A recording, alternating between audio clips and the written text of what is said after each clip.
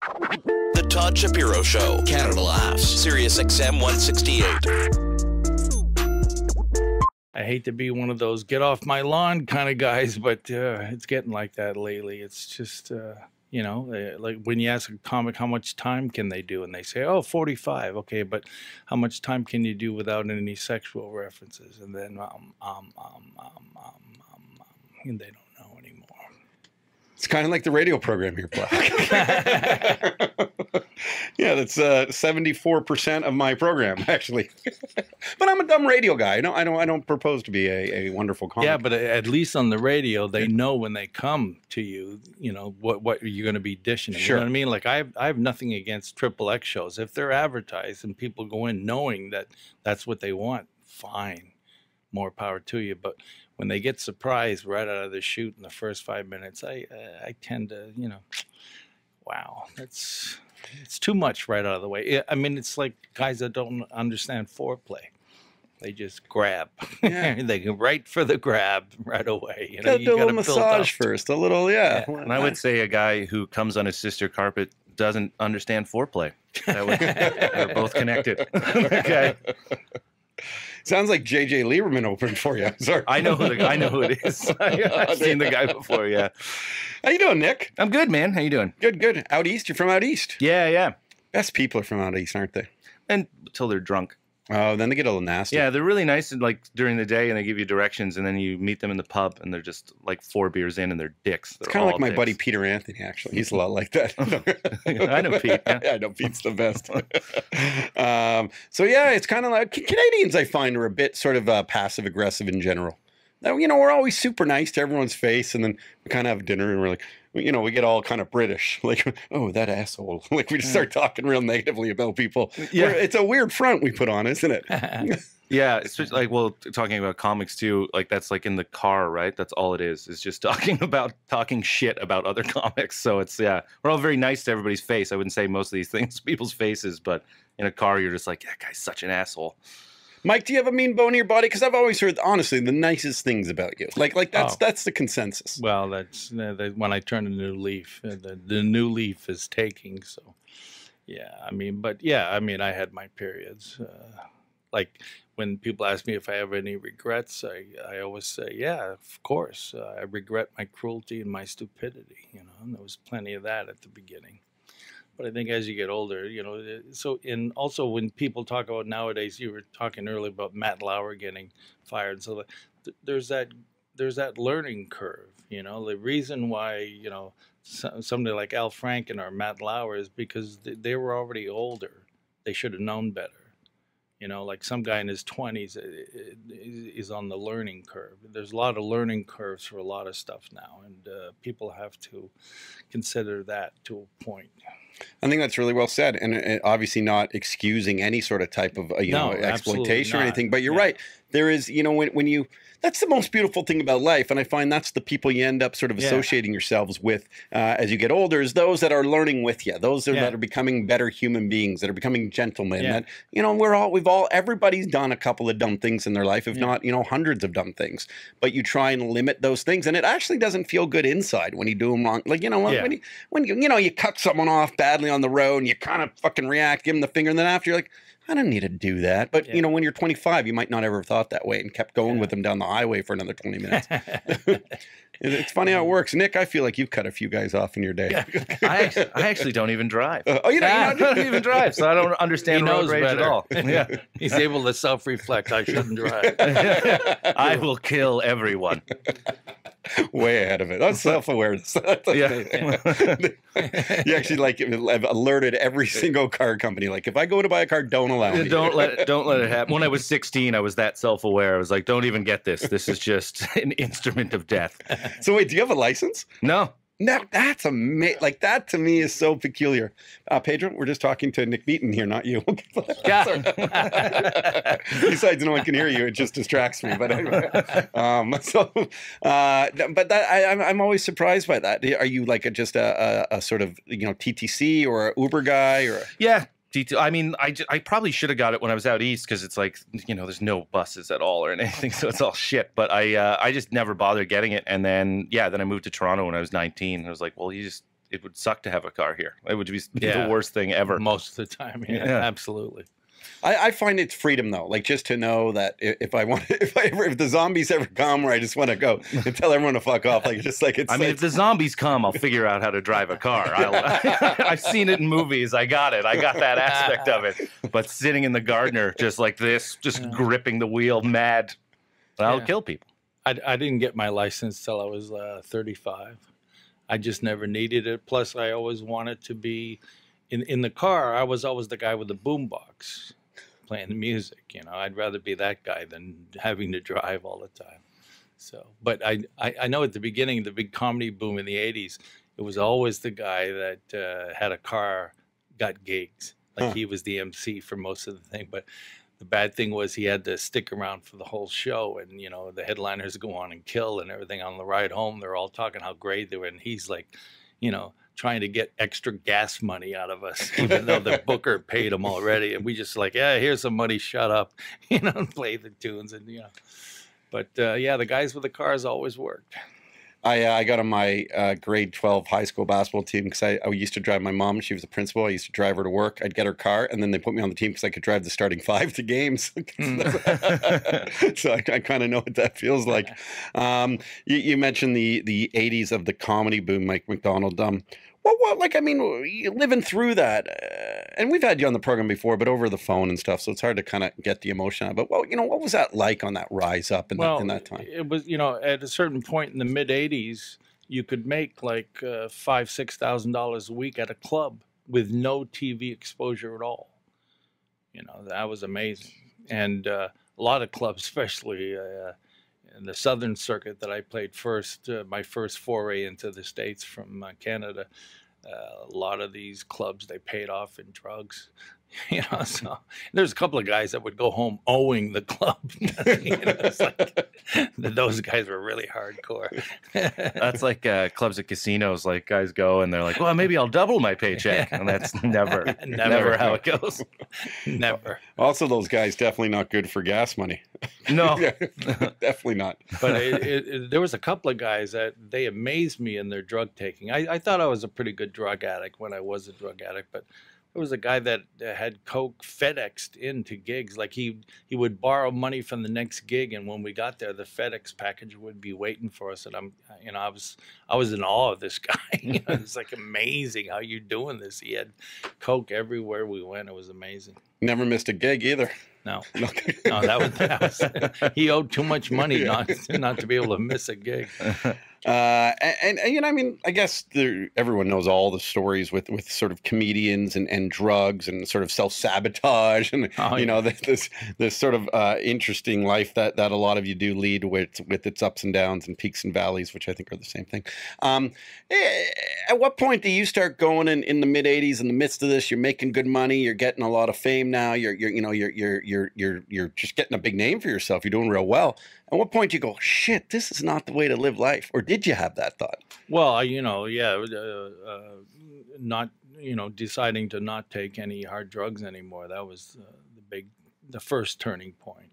And then when I got diagnosed with bipolar manic depression, that was another turning point. So I did 2 things I had to deal with. But I don't regret a single day of not taking drugs anymore. You know, it's just...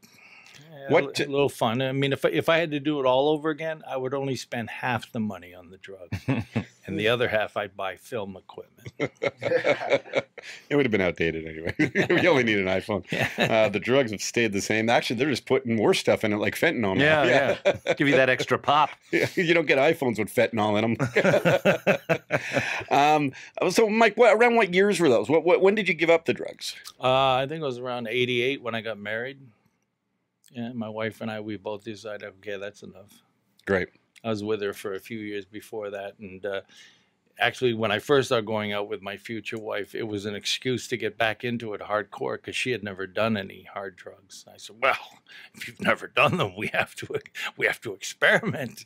And then the experiment that turned into the 5-year research program. But, you know, we both decided, okay, enough is enough. And that's something I never regret. Yeah, no doubt. And the bipolar stuff? the bipolar came upon me. The turning point was when I realized that comedy was not like sports at all. I always thought when I was growing up being a comedian, I thought there was a certain amount of the attitude of sports. You get rewarded for your effort and your talent. But comedy, I realized at some point, I had 3 specials out on Showtime in the States and CBC up here, and I couldn't get on the Letterman show to promote the 3rd special. And they were saying to my manager, who cares about this guy? So, we don't have to have him on our show. Click. And that's when I realized, oh my God, it's not like sports at all. I mean, in sports, like, yeah, even the biggest asshole that goes to rehab, if they get out of rehab and if they can still hit the ball over the fence, there's going to be a guy there's, with money going, be on my team, be on my team. But comedy, they don't have to do anything. They don't have to give you anything. They don't owe you anything. So a lot of times I would see, like, later on, these guys on the road that were like middle acts and stuff, and somehow they knew how to play the game and have that face that always said that they approved of what the boss was saying. I was never one of those guys. I always had that face where you could tell that I didn't think something was funny, and that ruined a lot of opportunities for me. Wearing your emotions on your sleeve, right? Yeah, I just couldn't hide it. I mean, sometimes the worst stuff in the world, and I'd be sitting there going, "That's not funny," and they get out.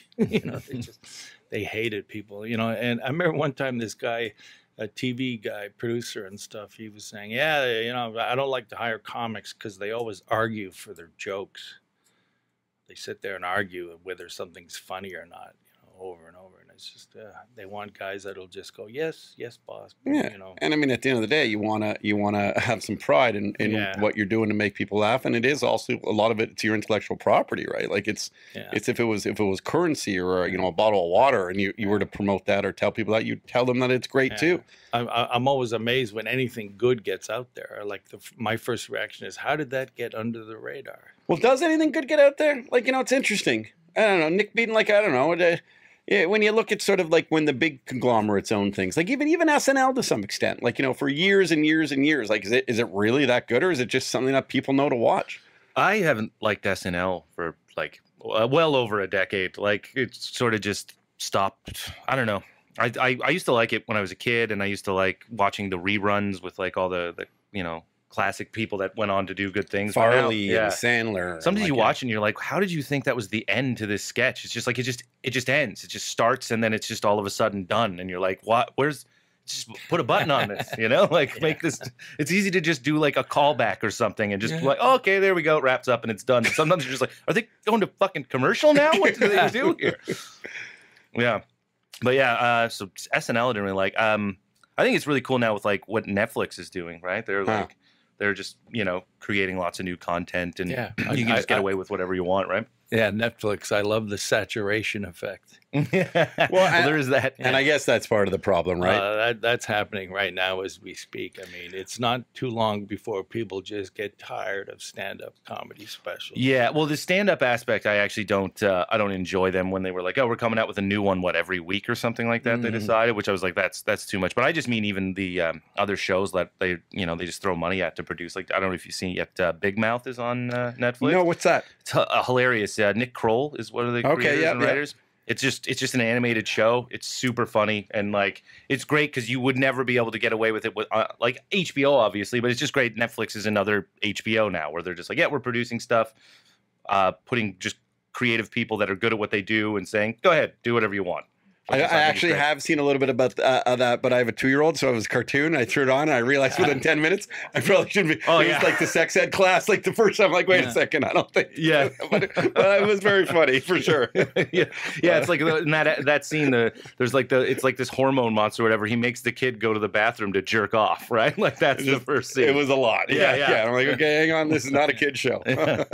And back to the stand-up within sort of Netflix. One of the things, though, after talking to so many comedians after so many years, and some of the guys who are getting them most recently, even Judah Friedlander is on the show. What I keep hearing, though, is it sort of validates like their existence. And is that what's special? Mike, you've had a ton of specials in your day. Is that, Nick, you've had a few, just for laughs and things. And is that like, does that go like, is that something you can go to your whether it's your sister or your best friend and be like, look, I'm not just in a club. I got a special now. Like, does that help your kind of ego a bit? Yeah, like it's like a thing you strive for, but it's so crazy because sometimes you get bummed out because you see people, oh, I'm doing this festival, and you're like, well, I'm not, and then I'm like, yeah, but I'm working for the next 2 months straight. Like, why am I'm obviously, I'm doing this thing that I love doing, so it's actually kind of a shitty carrot to chase. Like, it's good when it comes along, but it's kind of just this thing where it's like, I shouldn't let this shouldn't be validation. I shouldn't have this be my only validation. Yeah. And also, there should be more validation. I mean, I hate the fact that the only thing that gets any real response is when Americans like us. Yep.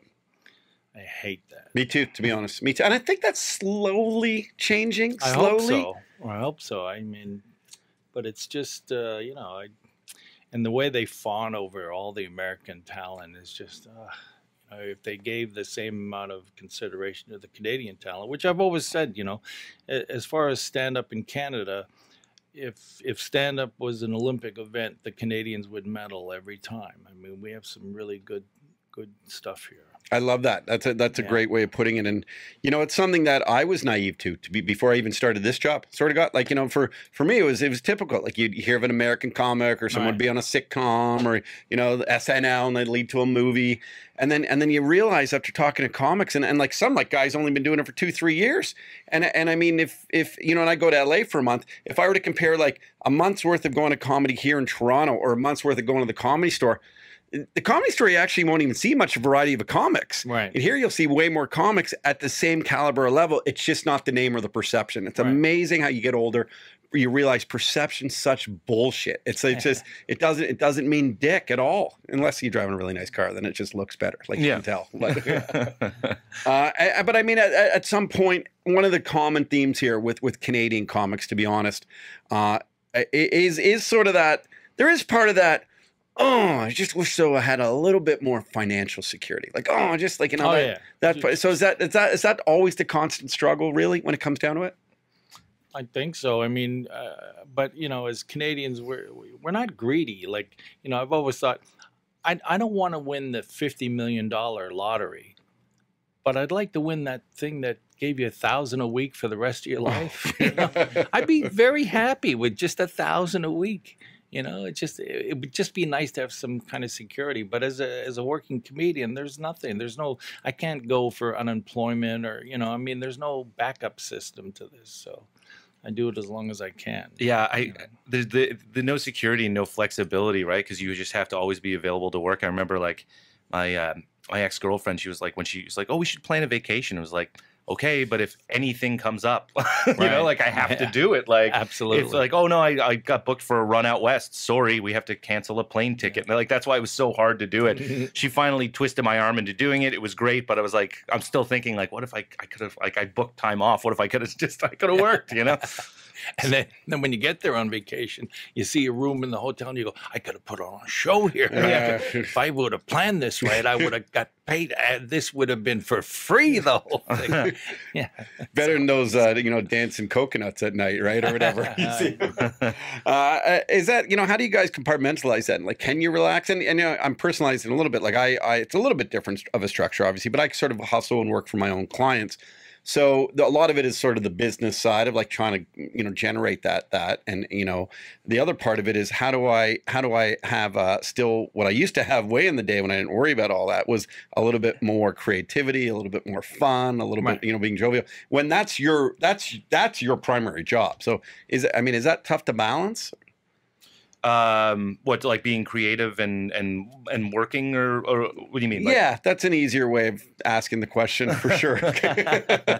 I think it's I think the interesting thing I've found about stand-up is it's like the most like low-key, easy, stressful thing at the same time, right? Because like you literally you can wake up at noon, you can do whatever pretty much the hell you want, write a couple of jokes, and then go try them on stage later, and you've basically done your job. But then it's about hustling and like as Mike was talking about before, the people who manage to find their way to work through the system to do things, you got to kind of try to do that if you can. And it's just weird. It's weird how everything about stand-up is basically intangible. Everything you do to create, there's no product. All my product is in my head or maybe on a website or whatever, that type of thing that I do. So yeah, I find it's weirdly stressful at the same time as being the most laid back, relaxing job really there is. But the only thing that keeps me going is the fact that it's still great when you do a joke for the first time and it hits.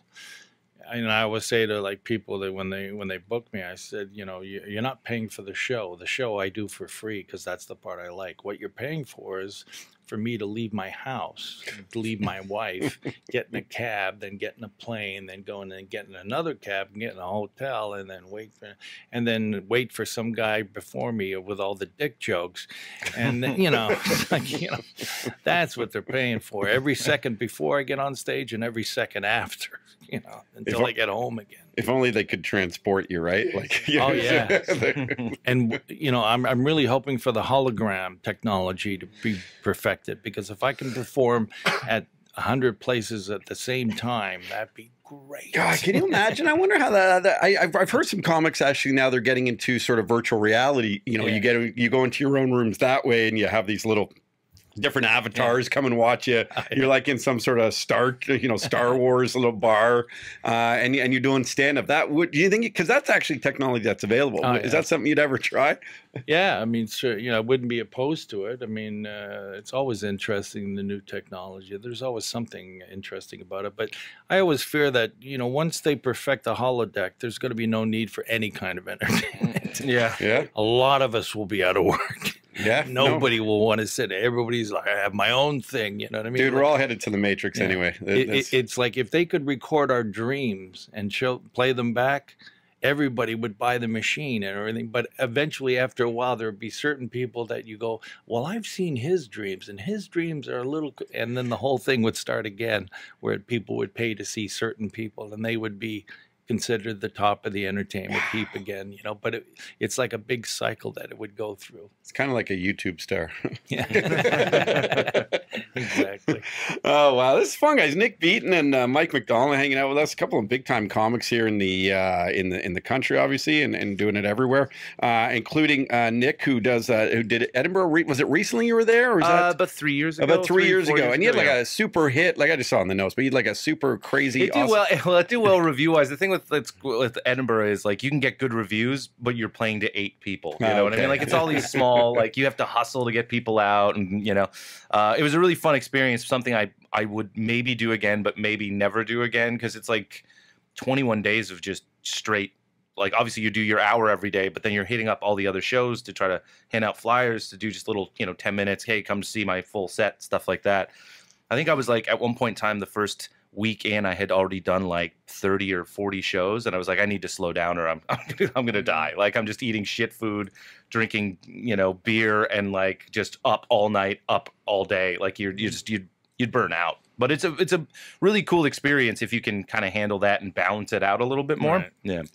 Do you go a lot over, like, or have you in the day? Sorry, I've been to Edinburgh in quite a while. I was there in the early 90s a few times, and I found it really interesting. It was very eclectic. There was a camaraderie. Everybody would see everybody else's shows, and everybody had a different night off, and everybody drank and hung out until 6 in the morning, like every night. It was taxing on our health, but eventually the main 3 promoters sort of got together, and they ensured acts that would generate the most income, and they dominate the whole fest. Although there's plenty of situations where people are playing to 8 people, the main 3 promoters have a core of their greatest acts that bring in the most revenue, and that is the underbelly of the whole thing. But, so it's not really the way it started. It's corporate in a way.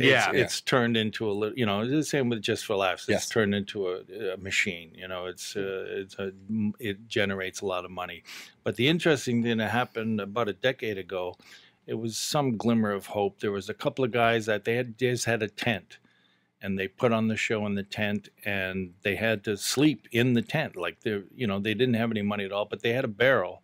And at the end of the show, people would, give money that they thought was worth the show that they had just witnessed.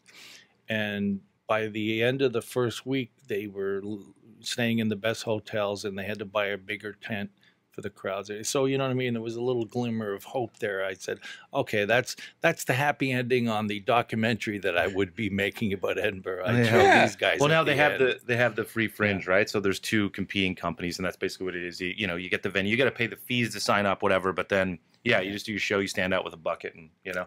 And that's something we should talk about too. These festivals, like a lot of them in the States, they ask for an entrance fee.